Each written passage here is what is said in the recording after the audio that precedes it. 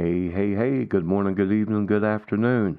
My name is Dana, and today we're going to be talking about the inputs for our USB recorder. And that's what this is right here.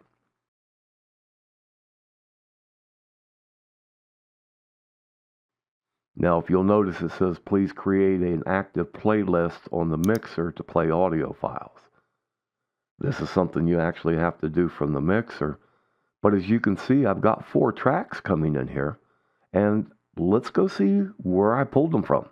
So the first thing we're going to do is we can go to our routing and go to our outputs, because that's what we have to determine first.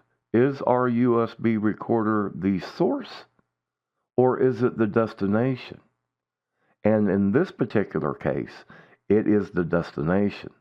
So we need to find out what source do we want to send to our USB recorder. Now, this is where I've gotten quite a few emails and people get confused on this. When you come up here and you select these bosses, that one L and one right, those are not your mains. Okay? This is a source group. So what I've done, if you look right over here now, I've got the main left and right coming into track 1. Or the main left, I'm sorry. I've got bus number 5 coming into track 2. And I've got matrix 1, left and right, coming in track 3 and 4. What I've done with this is I simply came down to my matrices right here.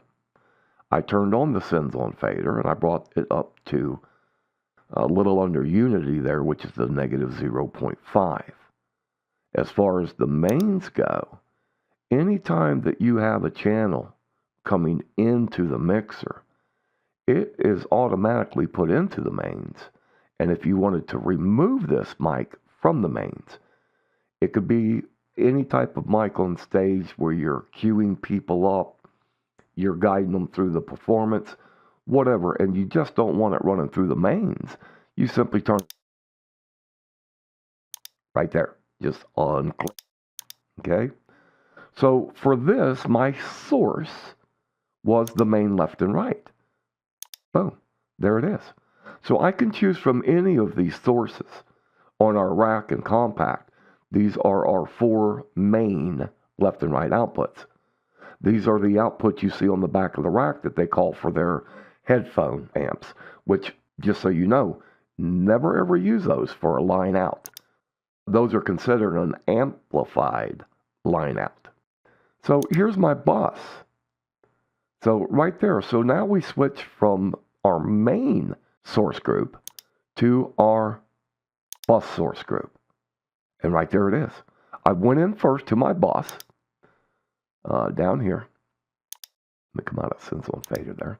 I simply named my bus, right mouse click, named it, set it up, and that way when I'm up here looking now, I can see that. So now for our matrix, left and right, on our matrix 1, of course, what I just showed you was this right here. And that's why we're in this matrix 1. So when I unclick it, again, here they are. So if I now change my source group from bus to my input source group is now a matrix, there's my matrices. Those are all 8 of the matrices that we have at our disposal. All I've got to do is pick and choose which one I wanted to use. Now, I did this one in stereo, but I could very easily just click on this right here and change this. I could bring it in from an AES EBU input. I could bring it in from a Stage Connect input. I can bring it in from a monitor, which is basically what I did with my bus, if you wanted to have a separate recording of your individual mix. I could bring in any of the sources. Of course, what you see right here, the expansion card is not highlighted. And I think it's the module, I do not have installed. So these are all of the inputs I can select. I can even come down here to my FX1s. If you want to set it up to where you're recording your FX, this is how you would do it. But we're not. We're simply going to go back and we're going to change this to matrix. and we're going to go with the matrix right, and there it is. That's our input. So now when we bring up our recorder, as you can see, that's why the 4 tracks are showing there.